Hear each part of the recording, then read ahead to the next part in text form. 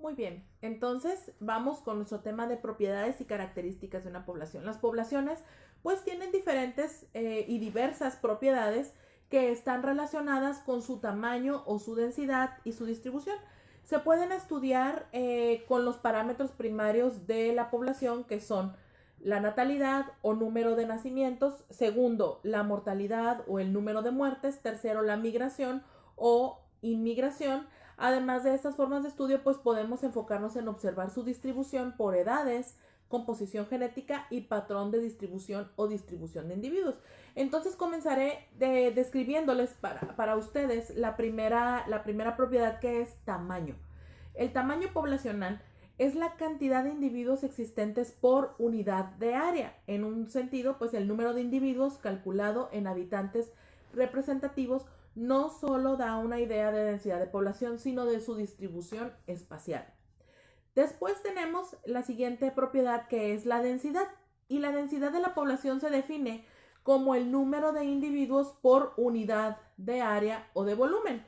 Existen distintas técnicas para medir la densidad, pero los censos exactos y detallados solo son factores respecto de unas cuantas especies de animales, y la mayoría de las veces solo se logra estimar el orden de su magnitud. Los ecólogos pues han puesto especial atención en organismos que puedan ser fácilmente contados.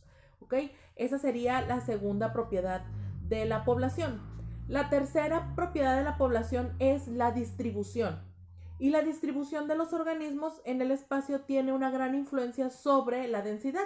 En general, los organismos de una población pueden distribuirse de la siguiente manera. ¿Okay? Vamos a ver las distribuciones de en cuanto a los organismos. Entonces, esta distribución pues se refiere básicamente a la localización espacial, misma que responde pues a diversos factores ambientales como la oferta de alimento, relaciones de competencia, etc. Y está dividida en tres. Número 1, distribución uniforme. Se produce cuando la competencia por los recursos es muy intensa y los organismos establecen territorios sobre los cuales ejercen su dominio para explorar los recursos requeridos. Acuérdense, todo esto tiene que ver con la forma en la que se distribuyen los organismos o los seres vivos a lo largo de un ecosistema. Entonces la población, como lo comenté, pues es esa unidad de organismos de la misma especie que se juntan para reproducirse, como por ejemplo una manada de leones, una manada de hienas, una manada de elefantes, en fin, todos, incluyendo también los microorganismos. Acuérdense que ellos también se reproducen y esto hace que se balancee nuestro ecosistema, ¿no? Entonces, el segundo tipo de distribución que tenemos es la distribución agrupada. Esta es irregular y responde a diferencias locales de hábitat, en donde los individuos encuentran la mejor combinación de factores. Puede responder al modo de reproducción y dispersión o al comportamiento social. Es la distribución más frecuente en la naturaleza, ya que tanto las plantas como los animales suelen esparcir sus semillas o establecer sus nidos en el lugar que habitan o en sus proximidades. Y bueno, pues obviamente esto lo que hace, este agrupamiento lo que hace es aumentar la competencia entre los individuos de la población por los recursos, y esto va a lograr una mayor supervivencia del grupo. Recuerden que entre más calidad de vida encuentre un organismo, pues mejor se establece, se fortalece y así puede tener una mejor expectativa de vida. El tercer tipo de distribución es la distribución aleatoria, y los individuos se esparcen de manera irregular en su territorio. Los recursos necesarios para su supervivencia están disponibles de manera homogénea en el área determinada que habitan. Entonces se caracterizan por no formar grupos sociales. Un ejemplo de esto pueden ser plantas o árboles en una selva tropical como la Amazonia. Entonces, esto es a lo que se refiere en cuanto a la distribución. Entonces, el siguiente característica que vamos a encontrar será, déjenme aquí acomodarme.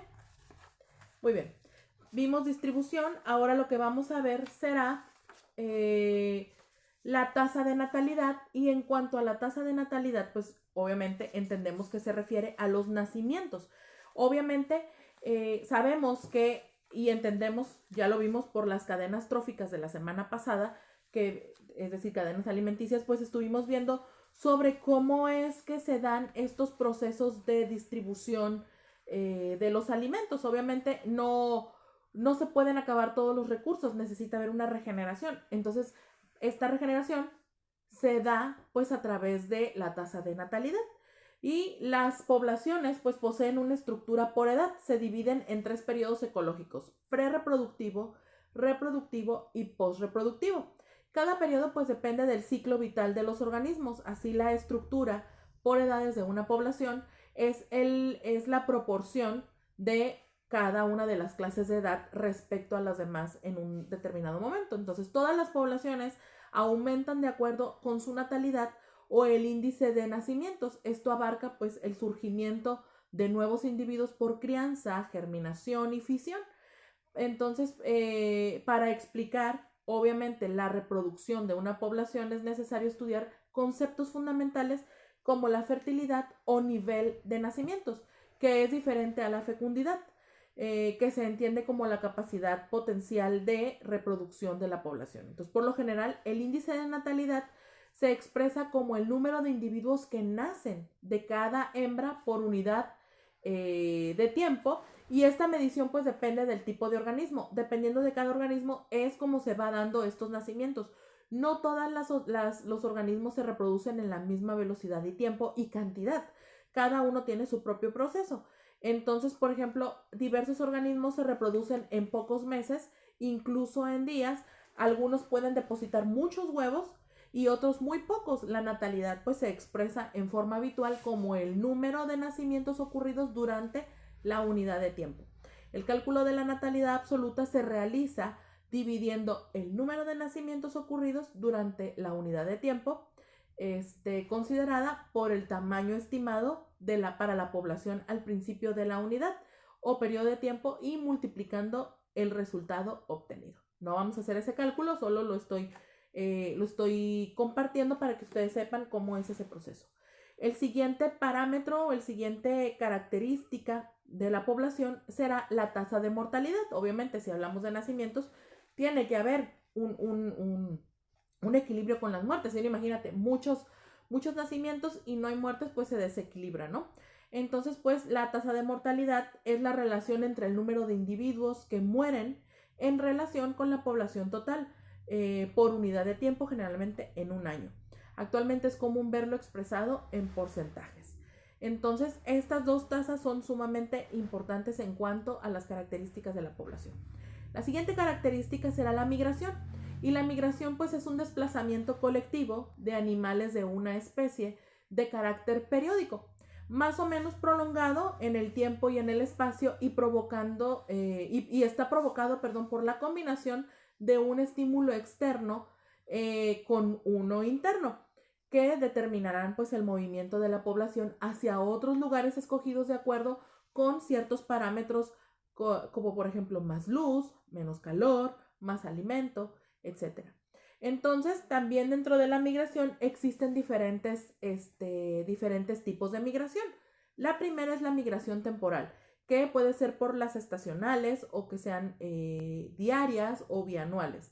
La siguiente tipo de migración es medios de migración, que puede ser aire, agua, tierra. Y la tercera tipo de migración es origen y destino. Emigración, que es la salida de los individuos de una población, y la inmigración, que es la entrada o ingreso de estos individuos a otra población. Entonces, estos procesos sirven para poder darle ese balance que la naturaleza necesita, obviamente.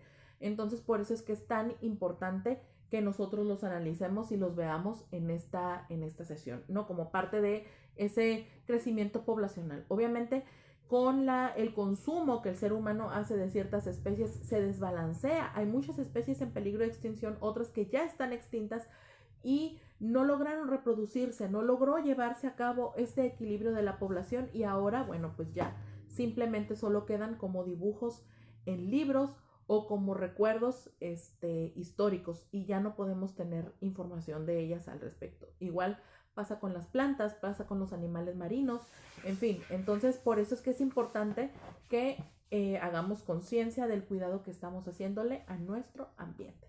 Vamos a avanzar a nuestro próximo video, que es la continuación de las propiedades y características de las poblaciones.